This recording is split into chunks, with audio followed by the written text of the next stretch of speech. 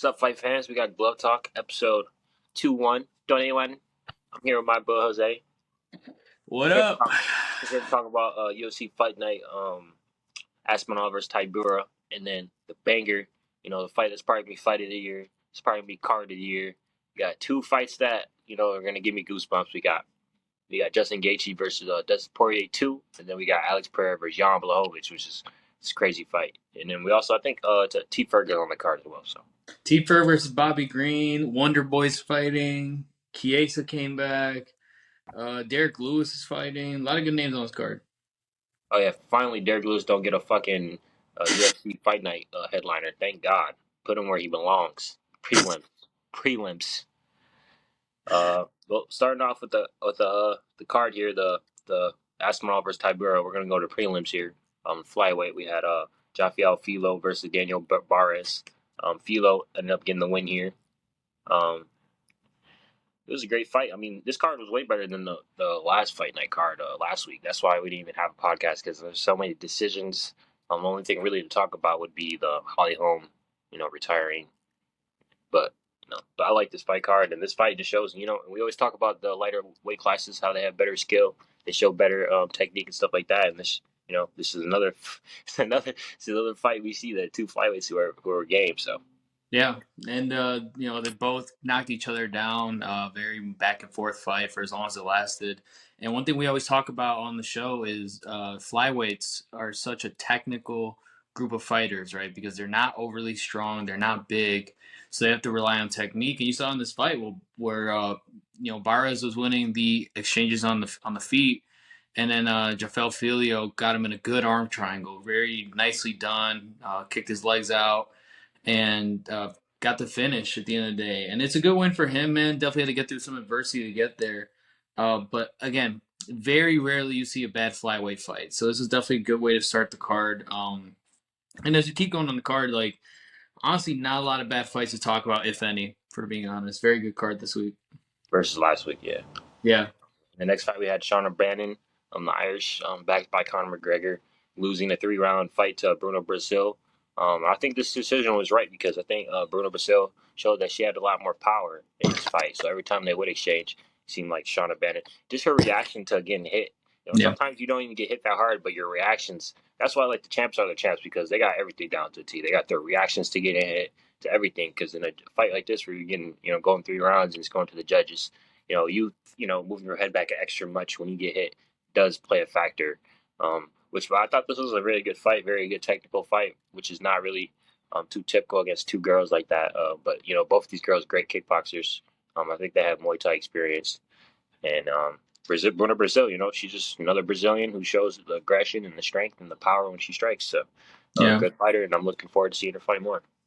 Shauna Bannon's one issue was she kind of trained in the like Olympic style of like kickboxing, taekwondo, like that, and you could tell because one of the points that the commentary team made and Twitter made was she was point fighting, and that was my issue I have with Shauna Bannon, where she had good technique, but she wasn't striking to cause damage. She was just striking to land, and I think Bruna Brazil, even though she landed less strikes, was definitely a lot more aggressive in the grappling, a lot more aggressive in her striking.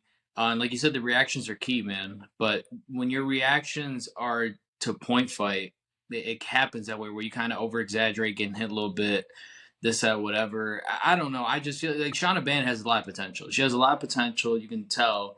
Good technique, but Bruna Brazil just wanted more, if we're being honest. She just was more aggressive, quicker to the punch, and fought harder, And for Shauna Bannon, like, listen, it's her UFC debut.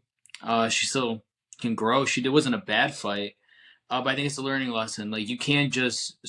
She tried to fight like Wonder Boy, but the difference with Wonder Boy is he actually hurts people. He actually gets damage off on people, So I'm all for the lead like sidekicks and stuff, but you gotta do more with it if you want to be in the UFC. Yeah, she kind of gives me Casey O'Neill vibes, where she's a good fighter, but she just has to, get better at mixed martial arts as a whole. Right. Going to the next fight, we had Chris Duncan versus Yana Ashmus. Chris Duncan able to get the decision win here, the unanimous decision win here. Ashmus is a guy who I think in his last fight impressed us a lot. So for Chris Duncan, another guy that I like to watch fight, he's either hit or miss. This is a good win right here. Had the crowd behind him. fighting this whole time in the UK. So um, good win here for Chris Duncan against a tough guy like Osmos.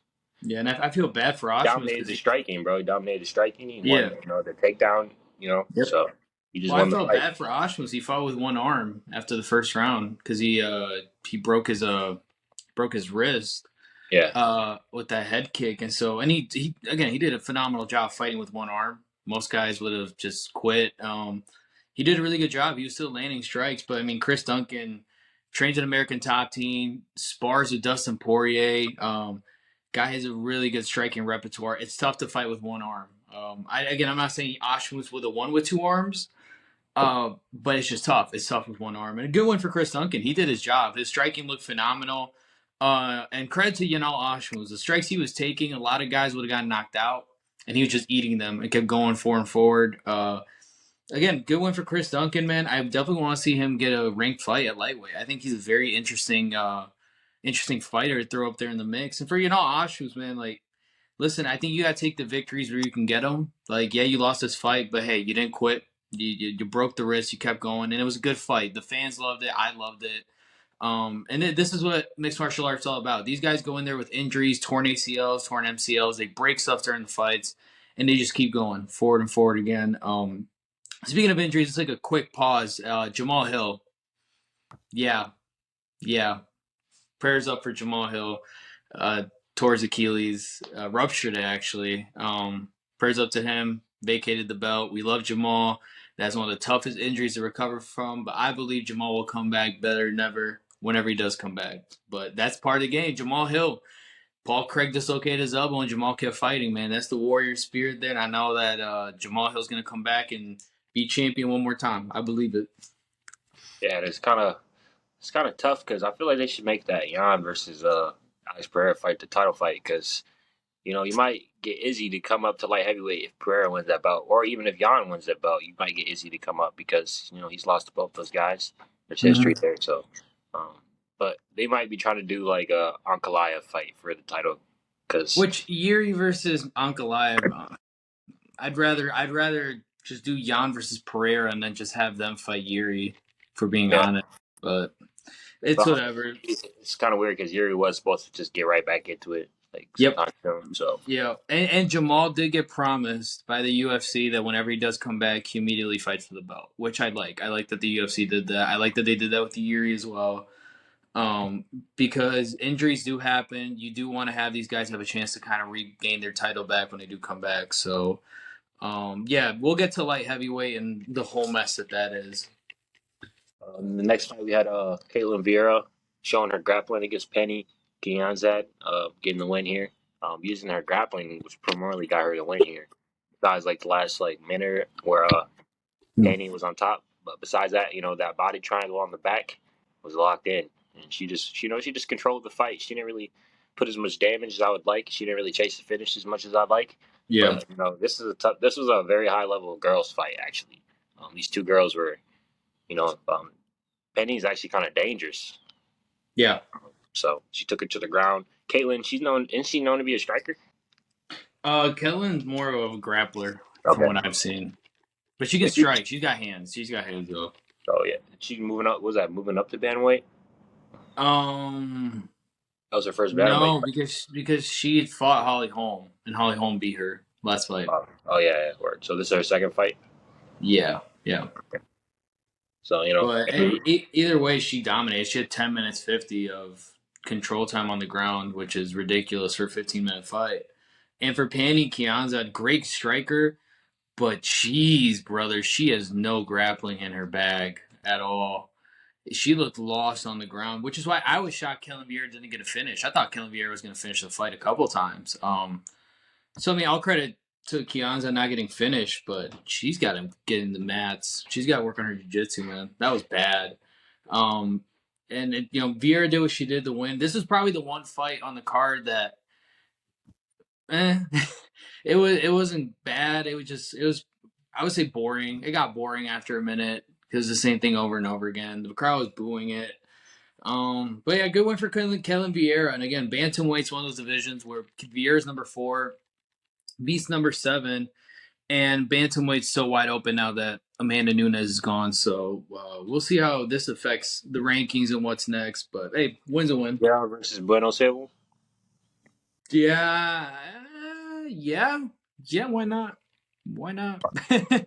So we had a middleweight fight. We had Mahmoud Muradov versus Brian Barberena. You know, Brian Barberena always brings the fight.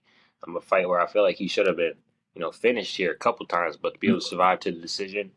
But Muradov, man, looking good, bro. His kicks, his I feel like his just range. His His range headbutts. management was just top tier. Like you said, his headbutts.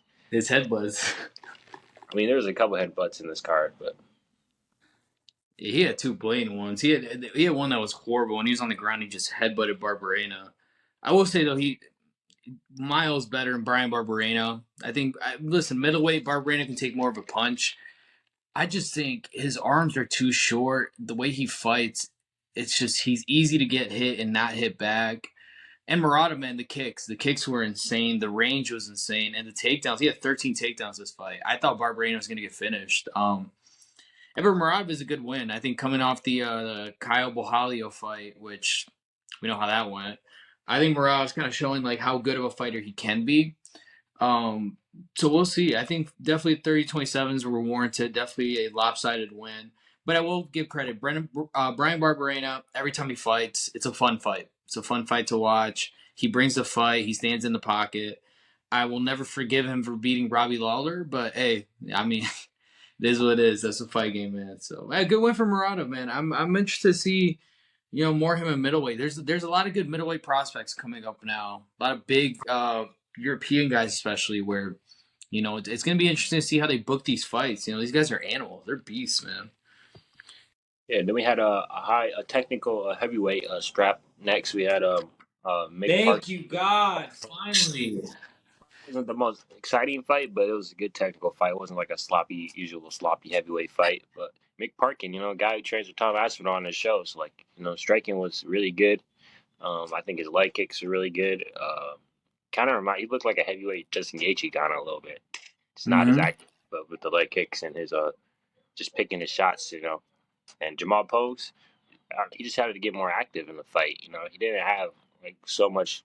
His striking wasn't levels below Parkin here. He just wasn't as active. His jab wasn't as active, and I don't know. Maybe mix in some more martial arts versus just striking. But Mm-hmm. hey, it was a good fight for a heavyweight fight, and Mick Parkin is a heavyweight to look out for. I'm very thankful this is not sloppy big boy fighting like it usually is when we have heavyweight fights on fight night cards where it's just two guys laying on each other and just throwing T-Rex arms. This was a very good technical fight from both guys. And I think the difference was Mick Parkin's jab and Mick Parkin's leg kicks. Mick Parkin's leg kicks were nasty, nasty stuff. And you can tell it was hurting Jamal Pogues near the end when he was switching stances. And Mick Parkin, man, he looks good. Again, he trains with Tom Aspinall. They got a good crop of heavyweights coming up there in the UK right now, and I love it because heavyweight's one of those divisions where we need more fighters like this. We need more of the technical fighters, more guys that can, make it interesting and more talented at heavyweight. Because heavyweight's one of those divisions where, for years, we had Derek Lewis in the top five, and Derek Lewis fighting for a title and stuff, and I don't need that. No, thank you. I will gladly pass on that. A guy like Mick Parkin, man, why not give him a ranked fight? Why not give him a top 10 guy at heavyweight? That division's very inactive. Not a lot of guys fight each other in that division. Give him a fight, man. He looks good. He looks like he could definitely make some noise at heavyweight. But I think you're definitely seeing with Tom Aspinall and Mick Parkin on this card, this new crop of heavyweights coming out of Europe that are just kind of showing the American heavyweights like, hey, y'all gotta catch up, man. Like these guys are fighting technical. They're basically kickboxers and Muay Thai guys at like 6'3", 260 pounds. So I mean, good win for him though. And Jamal Pokes, man, like listen, he lost, but he didn't look bad either. He's definitely got some good technique. He's definitely got some good potential, man. Good fight. I'm happy. I'm very happy. Heavyweight fights usually scare me and bore me. It's bad tattoos. It's a lot of fat moving around. It's very sweaty and sloppy. This was not it. I'm very happy with this fight. Next fight we had Mark DeCasey. This is the fight that should have been a no contest. Mark DeCasey and Joe Alvarez. Joe Alvarez, I think, like headbutted him, and then had a couple exchanges where he threw a knee, took him down, and got the submission win. Um, which I feel like this fight should have been a no contest, but it is what it is. You get headbutted in fights. It's just so weird because in one fight you see how a ref treats the headbutt, and then another fight the ref doesn't even do anything at all. He Yeah. allows them to keep fighting. So you just got to Yeah. have some consistency there. You got to decide what the rule is, and uphold that with every ref in every situation. But this is what human error is, so it happens. But no knock on Joe Alvarez, but he looked good in the fight as it was going. I don't think he would have lost this fight. I think he still would have got the win.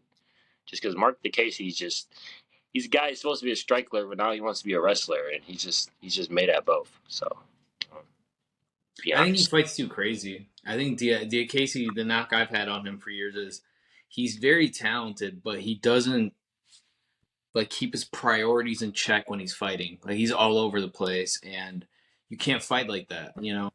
And with the headbutt, I will say Joel Alvarez was definitely hurt as well from the headbutt. Like even after the fight, he was still very wobbly. Um, and the Darce choke was nasty. The way he set up with the grip, then turned it, and I think for Mark Casey, he put himself in that spot too because he rolled the wrong way, which got Joel Alvarez to finish the choke. If he doesn't roll that way, that choke doesn't get cinched in as hard as it was. But again, he got headbutted. He was disoriented. I do agree with you. I would have liked to see more consistency. And here's the part that infuriated me. They checked the replay after the fight, right? And they still decided to go with the submission decision. Because I think they think Um, he really got hurt off the knee. Because they headbutted and he like was against the fence. He was hurt, but then he got the dude threw a knee at his head, bro. Like, yeah, but that's why at that point, because Bobby Green had kind of the same thing where Bobby Green, they had the headbutt, but then the fight was finished when he was throwing punches at him on the ground, right? So it's like, where's the consistency? What equates a no contest and oh there was damage incidentally afterwards? But either way, Joel Alvarez, man, he now has was it 16 submissions, 20 victories now. The guy looks so good. Spain has a good crop of fighters coming out of there now. And for a lightweight, he looks very good, man. Very technical on the feet. He didn't look uncomfortable on the ground, even when Casey was on top. I like Joel Alvarez, man. I want to see more out of him for sure. I think these Spanish fighters, they're exciting, man. You got Ilya's brother coming up as well. Joel Alvarez, man. Like this is a good fight for him. And for Mark Casey, man, he did a move for this fight. wait, Ilya Taporia is Georgian. No, he's Spanish. He's Spain from Spain. Ilia Topuria is ethnic Georgian, but he's from Spain. Oh, okay. He was born in Germany and then he moved to Spain as a kid. And he represents Spain on when he fights. But no, Mark Casey did a move that if anybody's thinking of getting into fighting, professionally especially, don't do what Mark Casey did. He moved from his gym and opened his own gym where he trains fighters, right? But the problem with that is when you're the coach, who's there to coach you as well? You know what I'm saying? It kind of becomes you're the top dog in a big fish in a small pond. Basically, you don't improve by doing that, right? And I think for Mark Casey, like he's 16-7, he's had an up and down UFC career. That's not the move to make, man. Yes, he might be getting paid better now that he has his own gym and he's training people, but if you really want to improve as a fighter, you got to go to gyms where you are not the best guy. And you have to push yourself to be the best guy. So Mark Casey, man, again, like we said, it's just one of those things. He doesn't center it. He doesn't do what we know he can do. And yeah, the headbutt sucked, but I think this fight would have ended the same way regardless. So Then we had Johnny Parsons able to get the TKO finish over Danny Roberts in round two. Parsons, just able to go in there. He kind of fights. He reminds me of like an Aussie. I know he's American, but he fights like an Aussie. Man, he just goes in there, mm-hmm. put shots in on the body. That's The the thing, mullet. right? You got to go for the body. Like sometimes you got them hurt and they're super guarding the head. You got to go to the body, to get them to drop their hands. So good finish out of Johnny Parsons. I always love watching him fight. And Daniel Roberts, I think the second straight loss for him, or how many is he on a losing streak, right? I think so. So Let me check that real quick. Oh, he fights out of Killcliff. Oh, he's on a 3-fight losing streak. He lost to Trinaldo, Dilla Maddalena, and Parsons. So yeah, he's not losing to the worst guys. He probably But just he needs, might get cut. yeah, he might get cut, but he's not like a super trash guy either. He just got, he pulls some wins together. It's probably more of a game planning thing and going as hard, day to day thing. So, Yeah. um, but Johnny Parsons, not the best looking guy either. He doesn't look like he goes all out, but he's just a scrapper. He's down to fight. So Danny Roberts, especially at the end of the fight, the guy fights with the IQ of a goldfish. I'm convinced. That was horrible. That he could have won that fight. But at the end of the fight, he was just swinging and swinging and swinging and had his hands down and swinging. And I'm like, all right, you're just asking to get knocked. Because Johnny Parsons, like, yeah, he was swinging, but Johnny Parsons was being measured. Like, he was waiting for his shots to open up. He was being defensive as well at the same time. Danny Roberts asking to get knocked out, and that's been his issue. Danny Roberts is a freak athlete, is very talented, but man, he turned into an idiot sometimes. Like when he's searching for a finish, and it gets him caught. And so I think again Johnny Parsons. I love the way he fights. He fights in your face, got the mullet, doesn't have like the six pack or anything, but just in your face. Very good striking all the time with him. And Danny Roberts, man, listen, he's probably getting cut after this. I'm not crying tears over it. Like, yeah, he's talented, but dude, you cannot be fighting like that. The man just spamming the hook button on UFC 4 over and over and over again at the end of the fight. Like, would you expect to not get knocked out? You're tired and gassed. You got your hands down. You're throwing hooks, bro. Like, either way, Johnny Parsons, good win, man. I love Johnny Parsons. Love watching him fight, man. Guy's a dog. to headlight the prelims, probably had one of the biggest robberies of the year, in my opinion. I thought Davey Grant won this fight 100%, losing to Daniel Marcos in a split decision. I don't know what the judges were watching. I think Davey Grant, he was applying the pressure. He was doing the more damage. Yeah, his nose was bleeding, but he's a white guy. They bruise easily. They bleed easily. Marcos was really not that active. He's playing more of a defensive fight. So I don't really know. I think you could give him one round maybe, but to give him 2 rounds, it's kind of crazy. And I think this fight was closer to a 30-27 for Davey Grant than it was a win for Daniel Marcos. So that's Yeah, just my take on it. no, I agree. And I'm shocked that the English judges robbed the English fighter. That's something I haven't seen before. But I mean, Daniel Marcos is definitely playing more defensive. He was running around most of the fight, and Davey Grant was landing more accurate shots, landing more damage. I don't know. It's so confusing. It makes no sense to me. I don't. This is one of those fights. I'm usually on the show. You know me. I'm usually devil's advocate for these bad decisions, but I can't. I can't excuse this. I have no idea what they were watching or how on earth you could score this 2 rounds to one for Daniel Marcos, man. Davey Grant, it sucks that this happens because he fought a good fight. He did what he had to do. Um, I don't know, man. I don't know. And Daniel Marcos, like now he's undefeated.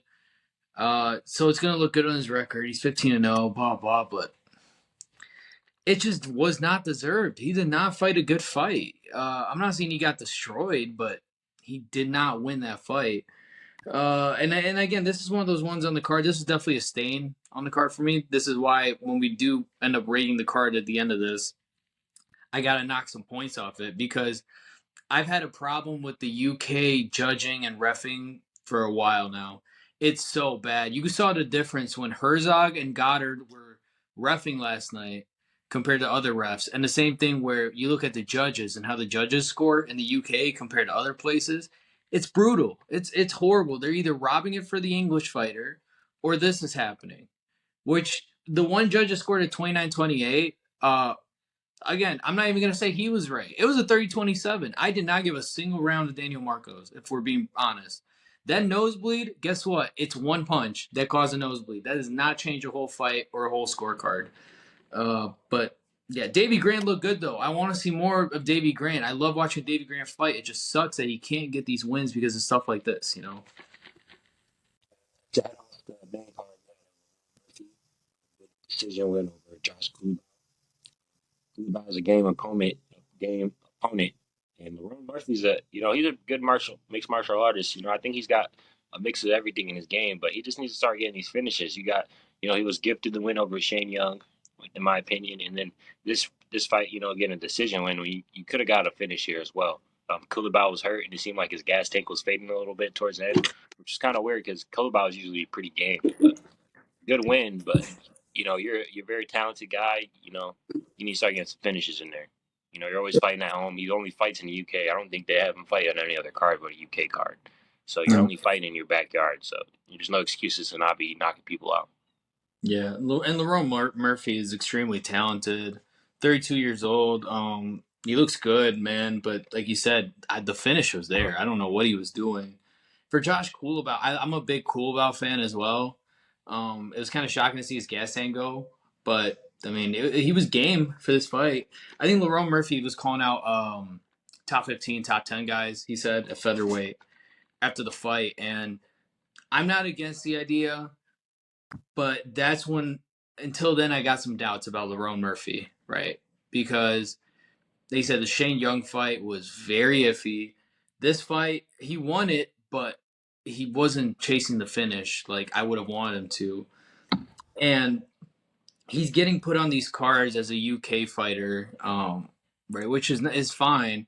I want to see him test himself at the apex. I want to see him test himself, in America against some of the higher rank guys, right?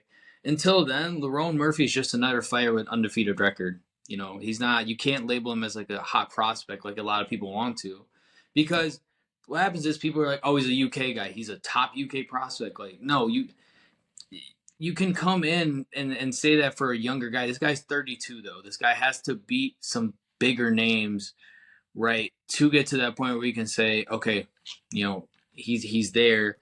Not that Cool About isn't. It's just I don't know, Lerone Murphy. There's something there where I feel somebody's gonna expose it because he has the talent, he has the skills, but I've seen enough guys in my 11 years or so of religiously watching mixed martial arts where guys like him, they're built like freaks, they fight really good, they have all the skills and techniques, but they don't have that killer instinct. They don't have that killer instinct to go in to finish a fight, to dominate. We'll see. We'll see what happens with him. But other than that, it was a good fight. The 10-8 scores are definitely warranted. My opinion, that third round was very lopsided. Yeah, good one for Lerone Murphy though. At the end of the day, Yeah, and you brought up prospects. We also have Michael Venom Page, a free agent. UFC. Please, if you don't sign him, we riot. bro, him, Pitbull, please bring Pitbull, man. Because here's the thing, I AJ need that McKee. Pip, I need that Pitbull and Chandler fight. I need that. I need that with all my life, bro. That would be fight of the century. I'm telling you. Yeah, that'd be such a better fight than UFC. Oh my gosh, man. But yeah, no, No, MVP. If MVP comes to the UFC, man, brother, yeah, bro, I'll be happy. I just want one of those top Bellator guys, one of those five, the five top guys like the yes, Pitbull brothers, Venom Page, AJ McKee, or Nemkov, Umar, Umar Nemkov. Omar, Nemkov. Nemkov would be insane because him and Yuri already fought before, and Nemkov, in my opinion, is the best light heavyweight in the world. So I mean, a lot of guys are leaving Bellator now. Now the PFL deal is coming up, so we'll see, Yeah. man. So going into another fight, we had Jay Herbert losing to our guy Faraz Zaham.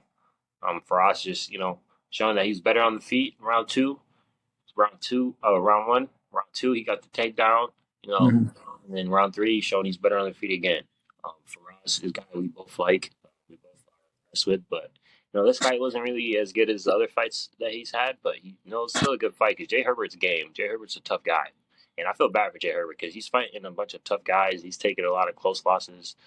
And he's taking a lot of losses where he probably could get a couple of these wins in here. But hey, that's the MMA for you. You gotta get those wins. You gotta secure them. You gotta go for the finish. You can't just hope for a getting decision win all the time. So Yeah, no, I mean, for Jai Herbert and Faraz Ziam, I think what I realized, both guys are super similar. Like same build, same lengthiness, very similar way of fighting as well, right? Um, so the fight was kind of like a chess match for most of it. But Faraz Ziam, showing that he's a little bit better. Again, he is younger than Jai Herbert, right? And he showed that he's just a little bit quicker, a little bit better in the striking area. Um, And for Jai Herbert, man, I think he spent too much time looking for the clinch and looking for, the cage where he really should have been more diverse in his striking. But it's tough because Faraz Ziam is game as well. Faraz Ziam is very good at what he does as well. And So I think wasn't Jay Herbert's last fight? I think he got like a draw against Klein or something. So I'm surprised they didn't rematch that or something. I think he had a draw his last fight. so Jai Herbert last fight was a draw against Ludovic Klein. Yep. I'm surprised. Usually they rebook those fights. You know, Well, Ludovic Klein, I think he was supposed to fight on this card. Against someone else. Yeah, something like that. But either way, um, yeah, either got way, good one for Faraz Ziam. And for Jai Herbert, man, he trains with Leon Edwards. It's not a bad fighter at all. But just one of those things where he's just losing these close fights or getting sent to the shadow realm like Ilya. But even the Ilya fight, he was winning that before that. He had knocked down Ilya and stuff. So I mean, Jai Herbert's good. It's just I don't know, maybe a weight change, maybe a weight change or something. I don't know, but he's fighting really big guys that know how to beat him. They know how to get his numbers. So good one for Fraziam though, man. I like what I see at him every single time.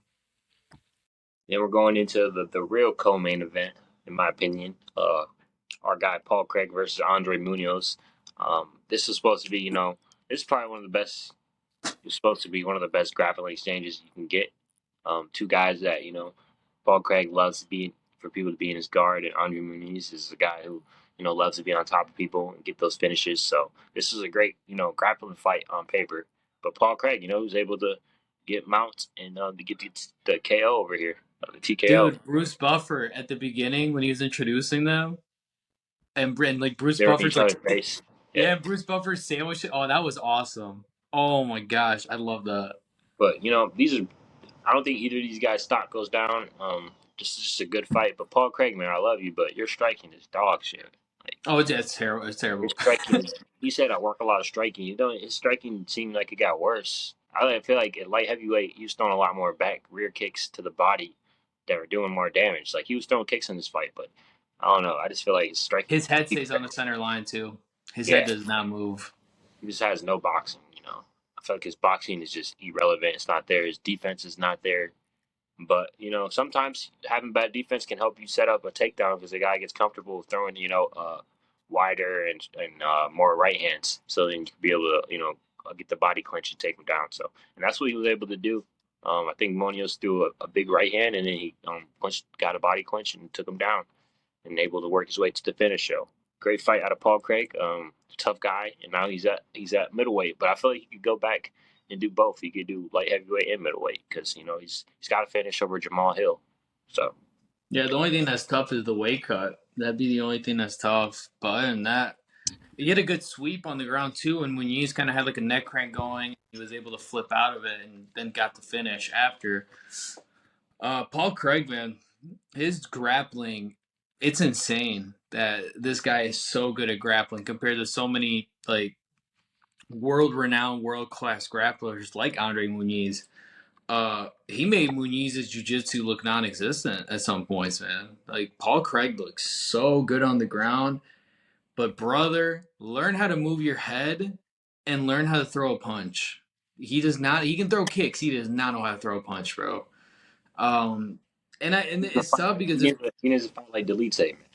Look at delete if if Paul Craig went to a gym where he got to work on his striking, right, and he learned how to strike, oh, he'd be insane. He'd be nuts, right? I think one thing that people forget about the Jamal Hill fight, like yeah, he won that fight, but the reason it went to the ground is because Jamal on the feet would have destroyed Paul Craig, and that's not a diss on Paul Craig. It's just you have to like the Volkan Ozdemir fight. Like he was getting destroyed by Volkan Ozdemir with the striking, right? on Goliath fight. Ankalaev too, yeah. And so for Paul Craig, like Andre Muniz is not known as a striker, and Andre Muniz still had his moments. He was landing combinations on Paul Craig on the feet. So I mean, at middleweight, it's one of those ones where Paul Craig fighting guys, that can strike. If I look at the rankings here for middleweight, let's say like he beats Andre Muniz, number 14, right? If he fights like a Brendan Allen or Roman Dolidze, right? Oh, he's getting pieced up on the feet, and those two guys can both also grapple as well. So I mean, it kind of you know it equals it out. But either way, man, good win for Paul Craig. Was very impressive. I think he looks better in the grappling area at middleweight, but the striking does not look as good. You know, but yeah, good win for him though.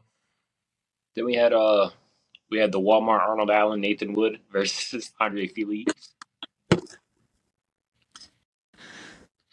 No, I like Nathan Wood. He's a good fighter, but The very good fighter. I just feel like he reminds me so much of Arnold Allen. I feel like he's just like Arnold Allen, but he's a good fighter, making this featherweight division even more deep. And Andre Fili almost finished him in there. Both the guys got rocked in this fight. Both guys fought hard in this fight, so both guys to make it to a decision.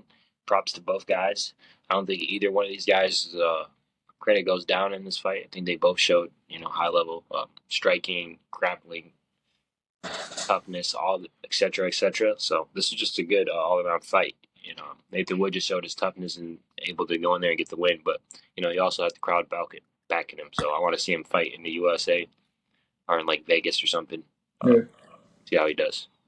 I cannot agree with Andre Fili, who said he got robbed. He did not get robbed. I guess he almost finished Nathaniel Wood, but Nathaniel Wood won this fight. I mean, the first round was close, but I gave it to Wood. Second round, obviously, Fili won with the knockdown.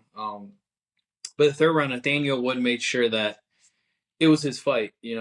And I think the leg kicks were the big difference. And I love it. Nathaniel Wood has that game where he does leg kicks and he does the leg trips as well, like the outside trips and the inside trips. And Andre Fili's always been such a good fighter, man. But it's fights like this that frustrate me with him because he has a chance to finish, he has a chance to win, and he fights with his hands way too low, right, and his chin way out there, and he doesn't check kicks either. It's frustrating. Andre Fili's so talented, so diverse in his striking. It's just you got to put every aspect of the game together, whether it's defense or offensively striking, right, or grappling. Because like Nathaniel Wood got up from getting rocked and then immediately took Andre Fili's back. And it's moments like that where you're just like, you can't let that happen. So Andre Fili, man, still though, he's a very good fighter. Nathaniel Wood's making interesting at featherweight. I've always been a fan of Nathaniel Wood. I think he's a very good fighter. I think he has a lot of potential in that division. Very interesting division. He kind of reminds me of like an English, like he's built like Ilya, but he fights like Arnold Allen. You know, Like Bryce Mitchell. there's the one. Yeah, Bryce Mitchell's the one I was thinking of. But Nathaniel Wood says after this fight he called out either Edson Barbosa or Korean Zombie. He says he wants to have a fanboy experience. So I'd say give him Edson Barbosa. Why not? Edson's on the way out, so I don't mind it. But yeah, good one. Is Edson even? Is he fighting at featherweight? Yeah, Edson fights a fight, right? He did move down. Then we Yeah. have co-main, the gifted co-main event, not earned co-main. Molly McCain versus Julia Stolarenko. Julia Stolarenko with another armbar here. She just got an armbar like her last fight and able to get another one. Molly just she just has no grappling. And she seems like she's small in there. Like this is flyweight and she still seems like she's super small. So I don't know if she needs to, I don't know, do something, but the grappling needs to get worked on for sure. Because you see what happened in the Aaron Plainfield fight, where she literally got put in a crucifix, and then you got this fight where she she should not have gave up that armbar. Like She rolled into it. yeah, She rolled into it, bro. If there's one thing you are taught when doing jujitsu at the beginner level is when someone's trying to grab your limb or your neck, you don't roll into it. You either stay turtled or you try to roll out of it, right? She was fine in the position she was in. But then Molly tried to do some front flip crap, and then boom, her arm got extended and she got finished, right? Like, first off, Julia Solorenko was 10-8-2 coming into this fight, right? This was supposed to be a gift to Meatball Molly because the crowd loves her, and you know, whatever, the propaganda machine of the UFC in London, which thank God Paddy Pimble was not on this card. Oh my gosh, I don't think I would have been able to sit through it to watch it. Which Who fights less, Hamza or Paddy Pimblett? no, and then Paddy's talking about that he would beat Josh Emmett. Oh, Ilya couldn't finish Josh Emmett. I would have finished Josh Emmett. Shut up. Shut up. Really Josh had the Emmett has best. That was one of the best fights I ever seen. Yeah, Josh Emmett has 10 less pounds than Paddy Pimblett and would kill Paddy Pimblett any day of the week, bro. I don't want to hear from him. But anyway, He Molly lost to McCann. Jared Gordon. He lost to Jared Gordon, who got bodied by Bobby Green. I'm thankful we won't see that Ilya versus Paddy Pimblett fight because it would just be a waste of time. Because Ilya would kill him in less than a minute. But anyway, back to Molly McCann. She had that one spinning back fist in London, and everybody was like, oh my gosh, Meatball Molly. Yeah, what's happened since then? When she fought Aaron Blanchfield, who's a legitimate, fighter, like a top level fighter. Julia Stolyarenko is supposed to be a gimme, and she was getting beat on the feet. She got taken down, and she somehow somersaults her way into an armbar. Bro, why is she still here? Why do we still have to watch her? Why is she still getting promoted? Because she's British? Cool, bro. There is a world of female fighters in the UFC and in the Contender Series, right? That are 10 times better than this woman, and we have to get force fed her because she is friends with Paddy Pimblett. Stupid. This is so stupid. The fact that this is a co-main as well over Nathaniel Wood, over Davy Grant, who's another Paul good Craig. British fighter. Like all these British fighters, and you're giving me Molly McCann? Sorry, I can't, bro. I cannot stand her. I cannot stand her personality. I cannot stand her fighting. I cannot stand her and Patty's eating habits outside of fighting either. I cannot stand the propaganda machine. They're throwing out first pitches in San Diego, right, when they don't even watch baseball. And she loses to an 11-8-2 girl by rolling into an armbar. You suck, bro. You suck. I don't want to see this anymore. Next UFC London card, please, God, give us better fighters than this crap. Because I'm done with having Molly McCann force fed every single fight, man. All right, there's my rant for the episode. But yeah. Jeez, man. Headed to the main event. You had Go to one championship. Go do atomweight fighting, bro, and then go get your head kicked off by some Muay Thai fighter over in Asia, dude. we had Tom Jeez. Aspinall, getting the KO win over Marcin Tybura. And everybody's gassing up Tom Aspinall. He looks so good. He looked this, bro. It's Marcin Tybura. Like, I know he's won 7 of his last 8 fights. They kept bringing that up, but let's go look at the last people he's fought. He's got wins over Ivanov, Ivanov, Romanov, Walt Romanov, Harris. all the knobs in the world, Volkov, Lost to Volkov. Greg Hardy. I will give him props for that, because anybody who's finished Greg Hardy, Whoa, whoa, W whoa, upon whoa. Hold up. Sergey Spivak. He has a win over Spivak, and so does Tom Aspinall, right? Why is Sergey Spivak fighting Cyril Gane? Sergey Spivak is fighting him. I thought it was Pavlovich. Spivak, bro. Well, Spivak has gone on a winning spree, and he's one of the. I think he's the top 5 heavyweight right now. I really do. I The way he finished Derek Lewis. I mean, Derek Lewis he's got a win over Derek Lewis. He's beat Sakai. He lost to Aspinall, but he's beaten guys like, I don't know. I think Spivak's. I mean, he's not the best heavyweight, but I definitely think he's he's top 5 or right outside top 5. so Spivak's last 3 wins after Aspinall were Greg Hardy, who's not in the UFC, Augusto Sakai, who's not in the UFC, and the human meatball known as Derek Lewis. So either way, like Marcin Tybura, like I agree with you. He's not anything to write home about. But I think the reason people were hyping up Tom Aspinall, and I was as well, it's not necessarily who he beat, but the way he did it. He made that look effortless. That looked like John Jones versus Cyril Gane. Like that was just, show up, get But it it's done in not a minute. Cyril Gane. It's not. He didn't fight Cyril Gane. He fought Marcin Tybura. Yes, but the way Tom Aspinall fights, I think a fight with Cyril Gane would be a very good fight. I think Tom Aspinall is at that crop we have at heavyweight now. I'm so thankful for at the top. You got Cyril Gahn, John Jones, Tom Aspinall, Pavlovich, right? Those four guys are. I want to make sure I'm not missing anybody. Curtis Blades as well. Those five guys are five of the most technically gifted heavyweights we've ever seen in the Well, UFC. I don't think you put Curtis Blades in there anymore because his loss to Pavlovich. I think he's got to win a couple more now. No, I agree. But what I mean is not by rankings. What I mean is like those. They are five of the most technically gifted heavyweights we've ever seen because it's been a division that doesn't have technical fighting. And these guys, they don't just go out there and throw. Like they are very technical grapplers and fighters. And Tom Aspinall, people forget his first martial art is not a striking martial art. He first started in jiu-jitsu, right? So Tom Aspinall, man, to have the hand speed he has and the power, and I'm glad he's back. I'm glad that he recovered from the knee and all this stuff.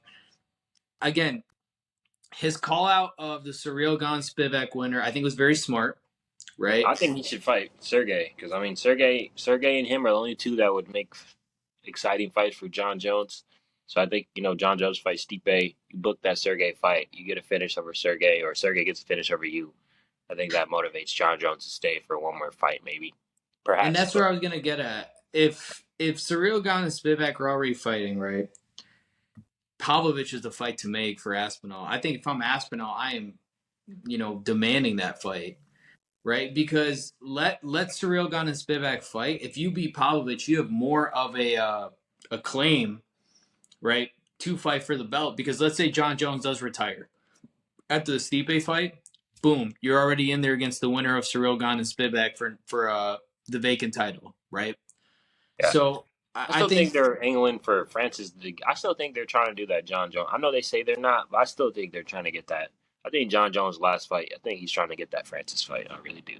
I don't know why. I just feel like I don't know. They just he wants it, but it's unfortunately not going to happen. Which sucks in a sense. Because if you think of John Jones' career, what's the only thing you say like, but this? Like this is not really a knock in his career. It's not like a but this, but people still use it. Like, oh, you didn't beat the real champ at the time. There's nothing like this in John Jones' career at all. Besides the besides like him get tested, but Yeah, but the thing is with Ngannou's the one who ran from that fight though. That's what people, you know, a lot of people do know this. So some Francis stands don't like admitting it. Francis got offered everything under the book, right? But the problem is Francis wanted corporate changes. Like he wanted fighters unions and this and that for a John Jones fight. When John was like, okay, let's just do. You get 8 million, I get 8. Let's just do that, right? And he still didn't want to do the fight. Which all credit to him. Now he's fighting Tyson Fury, making double-digit millions, right? Just to get knocked out by Tyson Fury, because that's what's gonna happen. He's gonna get knocked out by Tyson Fury. But I think what's gonna happen is once the Tyson Fury fight happens, I think people are gonna look back and say, yes, Ngannou got the bag, but the legacy is not there. Compared to John Jones, which John Jones, even John Jones' short stint at heavyweight already has a better resume than Ngannou because he ran through the same guy that Ngannou went 5 rounds with in a minute.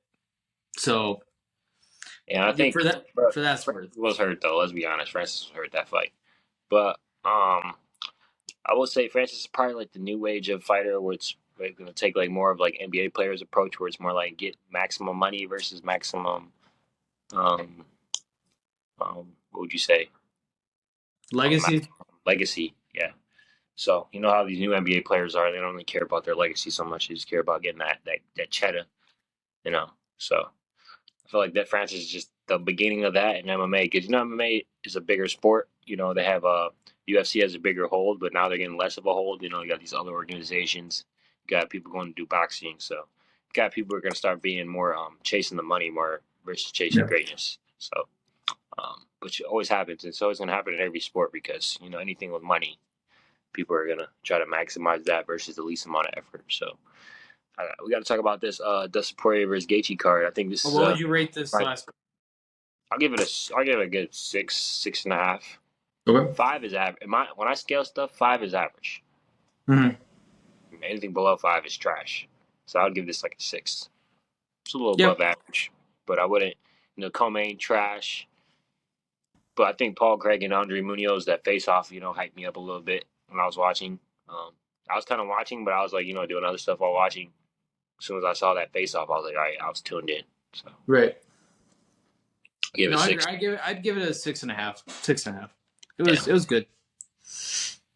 Going into this Gaethje Poirier card, we're gonna talk about fights we think are stand out here. Obviously, the main event, Gaethje versus Poirier. Who you got in this fight, man? I don't know. I think I'm leaning more. I don't know, bro. This is 50-50 to me. This is a fight that this is as 50-50 as it gets. I don't know. Give me Dustin Poirier. Me leaning Dustin. I'm gonna lean since he said that I'm gonna lean Justin just because I have a feeling I don't trust Justin, but I just have a feeling that his game plan is just gonna be a little bit more tighter. I like American Top Team, but I feel like that Justin can get a more fine tuned game plan. But Dustin, he can, bro. I'm telling you, he's got more like specific training. He's got specific coaches. Dustin Poirier's got coaches that coach a bunch of other fighters. And No. Dustin Poirier does his camps out in Louisiana. He's got his own gym. They brings coaches out, and then he bro, goes to AT. go Then to 18. he goes to ATT for like the last 4 weeks of a fight camp. So He goes out there for camp. yes, but he Okay, has I his own like that. He coaches. got that. He has his own coaches. He flies out. He's got his own like warehouse gym. He's got built out in Louisiana, which is what got him better was the fact that Dustin Poirier was able to get like specific coaching because Amanda Nunes had to leave ATT for the same reason. Like you were saying, there's a lot of coaches that coach a lot of guys. You need specific fine tuned training, you know. Um, Gaethje, I just think he's a better fighter. I don't know. I think Fiziev was super dangerous. Ooh. Fiziev is one of the most dangerous guys in the division, striking wise, and he survived Fiziev, and he looked really good fighting Fiziev. So, but uh, Dustin has the full package. Besides maybe kicks. I mean, he has leg kicks, but he doesn't really have his crazy. body kicks too. He doesn't really have like head kicks like that. But His left roundhouse is nasty, man. He also has, bro, you saying and his? not You think his roundhouse kick is nasty and smooth compared to Muay Thai and kickbox fighters? No. I think the way Dustin does it with he sets it up with a jab, that roundhouse kick really does like I've seen it the Eddie Alvarez fight, even the Gaethje fight. That kick was a big difference maker in the Gaethje fight. And there's no knock against Gaethje. Gaethje's a tremendous fighter. I think this is one of the most even matchups we've seen in a very long time, right? Which is perfect for the BMF belt in my opinion. But you look at who he's beaten: Eddie Alvarez, right? Justin Gaethje, Anthony Pettis, Jim Miller, Bobby Green. But then you look even closer, Max Holloway. He destroyed Max Holloway for 5 rounds. Max Holloway is one of the best strikers we've ever seen in the UFC. He beat Full weight Conor class. McGregor, knocked him out, submitted Michael Chandler. Uh, yeah, I mean But these guys. both these guys get hit in every single fight though. So like every single Yeah, fight they both get cracked once pretty good. So I just think whoever well, catches and the we other saw what guy. happened the last time they fought each other. That's what it was. It was just who was able to take more punches at the end of the day. So And I think Gaethje was winning that fight with his leg kicks. I rewatched it. I think Justin's he wants to get that one back. 'Cause I feel like he was winning that fight, and Dustin just caught his ass. well, that's what Dustin does, though. Dustin's boxing is so crisp, man, that you let him keep getting combinations and using his jab. That's what's gonna happen, you know. Some other fights on the card: Miranda Maverick versus Priscilla Cachoeira to start the card is pretty underrated, in my opinion. Yeah, Matthew, Semmelsberger, we love that guy. Salisburger, yeah. Um, there's a lot of Udos Medic. I like Medic. Vinicius Salvador. Remember that guy? That was the guy that Yeah.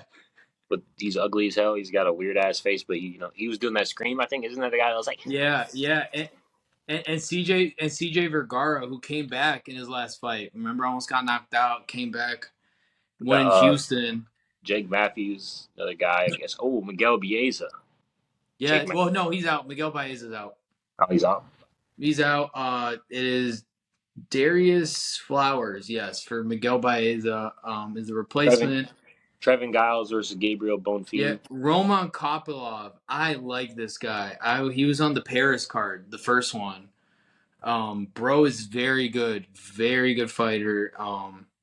Very solid. Derek Lewis against Rogerio de Lima. Rogerio de Lima's no joke. I think Rogerio de Lima definitely wins this fight. Oh, yeah, his grappling wins the fight for sure. Yeah, Trevin Giles versus Gabriel Bonfim. Bonfim's Oh, very it's good. Kevin Holland versus Chiesa. Yes, Chiesa's finally back. Not gonna lie, this has potential for fight of the night. I was gonna say that, but then Tony Ferguson and Bobby Green is next, and then Gaethje and Poirier fight, and then Stephen Thompson and Michelle Pereira. The last four fights on the card could all be fight of the night. Yeah, all of the main event. Like, is Kevin Holland again? That's gonna be a good fight. Kevin Holland Don't they again. got beef too? Because they're supposed to fight before. Yes, yes. Kevin Holland again, high level black belt in jiu-jitsu against Michael Chiesa, who's also a high level black belt in jiu-jitsu. Tony Ferguson and Bobby Green. Could this be the fight we finally see Tony Ferguson retire? If he loses, I think so. But I don't know. I feel like he can get. I feel like this is he has a good chance here. He has way better grappling than this guy. He should, but Bob Green has them hands. So Yeah, and he's mad. He's coming off that that fake no contest versus Jared Gordon. So yeah. And then Wonder Boy Thompson against Michelle Pajeda. Hopefully no front flips for. Oh, I lied. The last five fights on the card because Blahovic and Pajeda. I forgot about them. But yeah, yeah, Wonder that's Boy the versus. fight that I'm really looking forward to. I think that's I'm Yes, looking for the main the most, but this is a fight where I'm like I don't know at all. Like I have zero idea. I don't fucking know. Alex Pajeda at light heavyweight. Again, he is the only two division champion in Glory Kickboxing history. He was the middleweight and light heavyweight champion. So the guy can fight at 205. Oh yeah, you see I the video of him? He looks huge. He looks like a fucking. He looks like he could fight heavyweight easily, bro. Yeah, well, and he was doing grappling with Dylan Dennis. Did you see that video? Nah, He was that's doing it.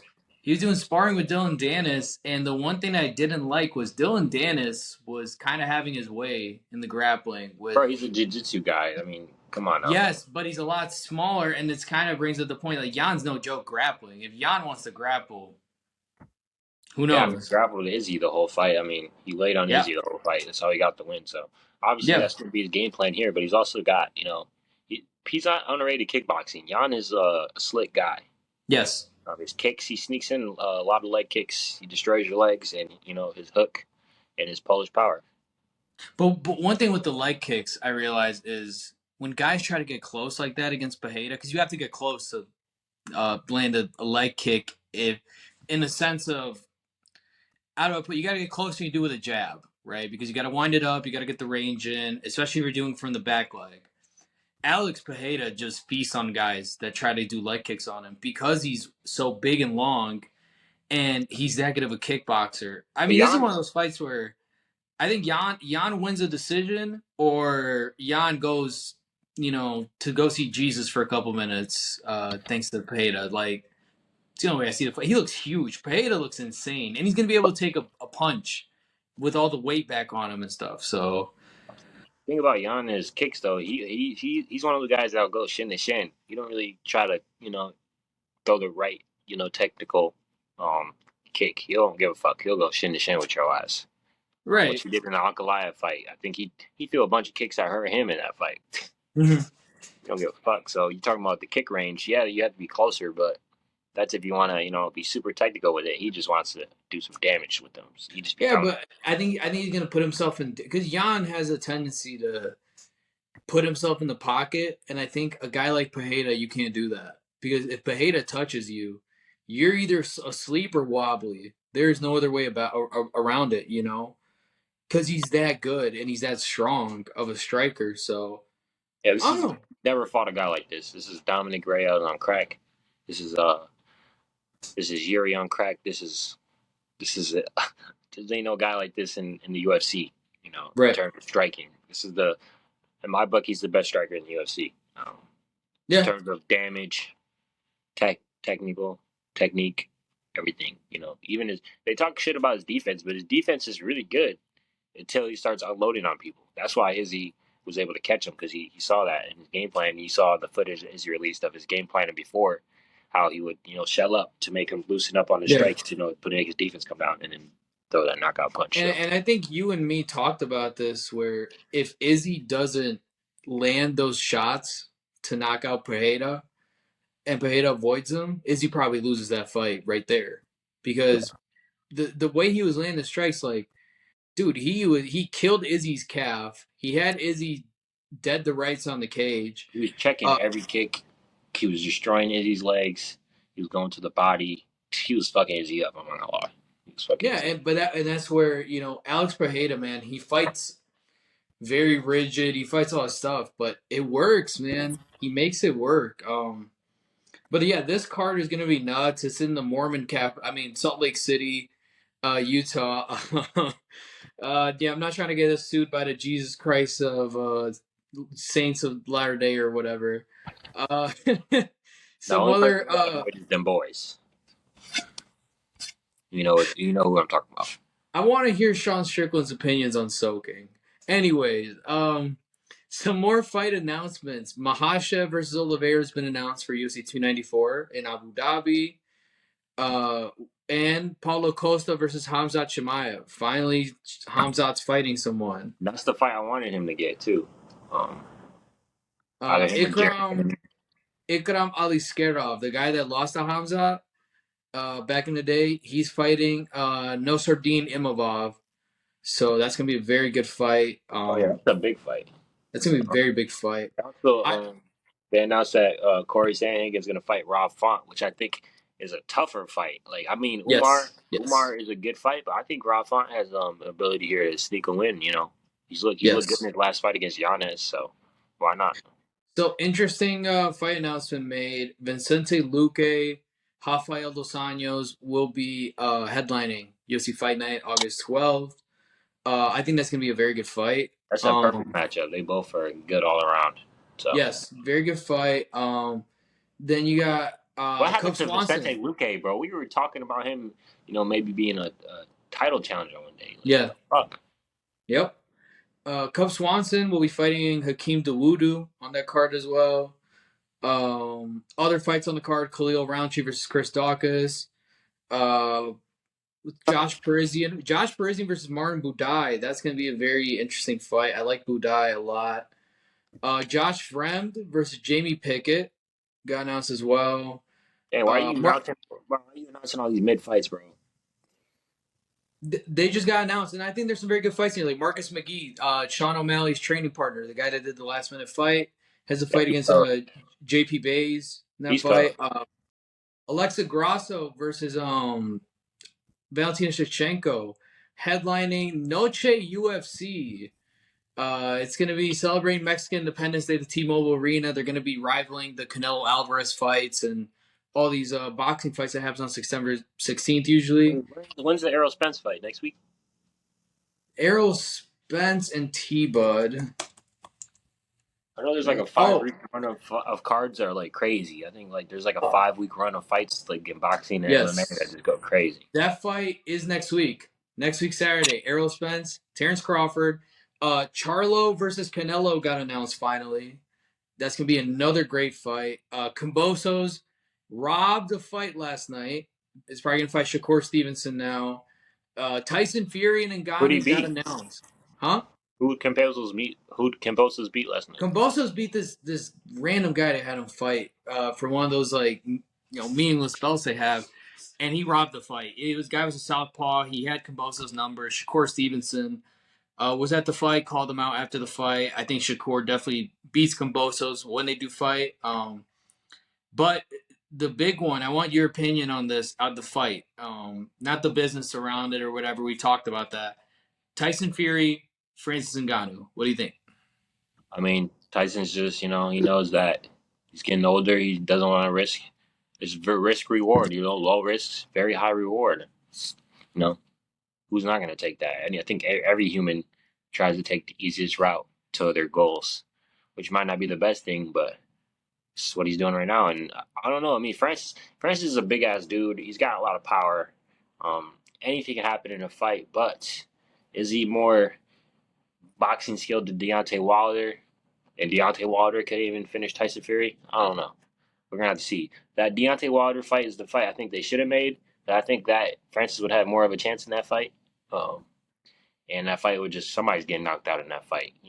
So you're getting your money's worth no matter what. I feel like this fight could easily be just Tyson. just showing him that he's better at boxing and avoiding him the whole fight. But also, he could get the finish. So I don't know. It depends on Tyson because I don't know if this is a real fight or if it's an exhibition. I don't know if his record's on the line or not, which could make a big difference on how he comes into it too. Uh, but Yeah. I don't think Francis even takes it like I don't even think Francis is going in the gym every day like I'm working so hard to get this knockout. Because even if you do knock him out, what's happening after that? Nothing. It's not like you're gonna be like a guy who fights all these other guys. You're not gonna get the Anthony Joshua fight. You're not gonna get the all these other fights. So like I don't know. I feel like if it knocks him out, he's just gonna go back to MMA. He's got that Yeah. PFL fight. Yep. He's got a big Another PFL one. fight next year, no matter Deontay what. Wilder still can't secure a fight against Andy Ruiz. There's talks of Wilder retiring if he doesn't get that fight. Wilder's already 37, about to be 38. That's one I would like to see. Devin Haney's moving up to fight Prograis. He's not going to fight Shakur Stevenson. I don't like that. I think he should fight Shakur. That's the problem with boxing. Getting the best to fight the best, man. We've seen it for years. Not like the UFC. UFC when the best doesn't want to fight the best. Cool, Francis, go to PFL. You know, that's the one problem with boxing. And again, Tyson Fury, there was a lot of issues with the Usyk fight. I don't think he would have lost the Usyk fight. I do agree with Tyson in the sense of he's got to negotiate the best deal for himself. The guy's undefeated, lineal heavyweight champion, beat Deontay Wilder twice, beat Klitschko. Did he beat He's him three shown times? he is, huh? He drew the first one. Oh yeah, the first one was a draw. Facts. Yes, yes. And Tyson Fury has shown that he is the best heavyweight, in my opinion, since probably George Foreman, Muhammad Ali, those guys. I think he's better than Tyson. I think he's better than Lennox Lewis. So I think he did what did best. He got a multi-million-dollar deal to go fight Francis Ngannou. I think it's a fight that definitely favors Tyson. Is there a chance Ngannou wins? Of course, it's fighting. But the problem with boxing is that the UFC doesn't have is if you're a champ, you have a claim of you have to give me the best deal. I'm the champion, right? Boxing, it's so tough, the politics behind it. 60-40 splits, you gotta do purse bids, you gotta do this, and it's so out of control, in my opinion, at this point. It And robs us of a lot of good how tall is fights. Tyson? How tall is Tyson Fury? He's Six like nine, so he's gonna be fighting. Yeah, and Francis is 6'4". Like, come on, buddy. 6'9", 270. Like, Fighting somebody 6'4", bro. and the crazy part about Tyson Fury is he moves like he's a welterweight. Yeah, facts. Like, it makes no sense that this freak of a human being can roll his shoulder like that, can have the hand speed, all that stuff. I think it's a tough fight for Francis. And I think with Francis, defense in MMA is a lot different than defense in boxing. Like if you get hit to the body in MMA, you don't drop the elbow. Sometimes you kind of just like try to parry it with your hands. Boxing, the moment you drop your hands, yeah, you're done. You're done, bro. Especially heavyweight boxing, you know? That was Deontay Wilder's big thing. Why he couldn't beat Tyson Fury is his lack of defense, you know? So a lot And of good stuff coming up. who's the best boxer that Francis fought? Like Stipe? I mean, he knocked out Stipe, but even Stipe caught him. You remember that when he knocked out Stipe, Stipe caught him right before that and wobbled a little bit too. You know, I don't know if it's Stipe because he fought Derek Lewis, and that fight was one of the most boring fights ever in UFC Bro, history. Derek Lewis is not a good boxer, bro. Alistair Overeem, that's one. That's the one I was thinking of. Alistair Overeem, Junior Dos Santos, I think were two of the best boxers that he's fought. Okay, probably Dos Santos. Probably Dos Santos, but he killed Dos Santos eventually. Um, but that's the thing, boxing like Junior Dos Santos is one of the greatest boxers I've seen in mixed martial arts. But there's such a difference from boxing and MMA to boxing in boxing, you know. But it's the same way where if a guy comes from boxing to fight in MMA, he looks lost in there as well. It's two very different, arts and sports, right? That's what we see with not Kayla Harrison, Clarissa Shields. What Clarissa Shields struggles in MMA to adapt, right? And so they were talking about with Jake Paul. This came up now. Him and Nate Diaz are fighting soon. I'm unfortunately gonna have to watch that, but everybody's talking about getting Jake Paul to do an MMA fight or whatever, and I don't want that. I don't even want Jake Paul boxing, but an MMA fight especially, no. I think MMA is just different. It's different gravy. It's a different type of sport. I will say though, now that we're on the topic, Nate Diaz, He's gonna win that fight. There's no doubt. Anderson Silva couldn't get it done. I don't know. I think he's better than Anderson as a boxer. I think Hey, so. we'll see. I He mean, I don't really he know. trains with Andre Ward. He trained with the undefeated light heavyweight champion of the world and American Olympic gold medalist for many years. So, and Andre Ward always sings praises about Nate and Nick Diaz. They're boxing. I think. Listen, they're not going to drug test, so you already know Jake's going to be on all the steroids in the world coming into the fight. Speaking of steroids, Conor McGregor's team is 0-7 and tough, man. I gotta win. Oh yeah, 1-7. Sorry, 1-7. Still, the concept of the show to do prospects versus veterans is the dumbest thing I've ever seen on television. I mean, And guess what? We still might not get the fight. yeah, So homie's fighting in bars. He ain't fighting in the UFC. he's But fighting in court. That's what he's fighting now. that's gonna do it for Glove Talk episode 21. Yes, sir. Follow us on IG at the Glove Talk Podcast, and actually go tune into Jose's page. He's got a new missions work page he's doing where he's trying to preach the word of God to people, to this generation of people. Actually, you could probably explain it a lot better than me. So Yeah, 12-2 Project is a ministry for young adults, man. Just talking about issues that we go through that life doesn't really teach us how to navigate, the church and tells us how to navigate, and just walking with people, man. Listen, I'm a Christian. I'm not perfect. I go through stuff every day, right? And I think there's a beauty in that, in admitting that we're not perfect. So that's what we're here for. 12-2 Project. We're doing a podcast. We're doing Bible studies, doing all this stuff, man. Tune in, give us a follow. But yeah, listen, we're here. Look at this. I do that, and I'm still here talking about MMA, one of the great sports in the world. That's what I think. That's how I think really living for God is. You don't have to take away one thing to have another, right? It's just you live life, you live it genuinely, and you see God, bro. At the end of the day, so Glove Talk Podcast, man. We love doing this. Michael Bisping, I know you're British. I know they put you on every British card. Stop. The man cannot commentate fights. I will stand by that. If Laura Sanko would have been there, bro. All right. Glove Talk Podcast. Love y'all.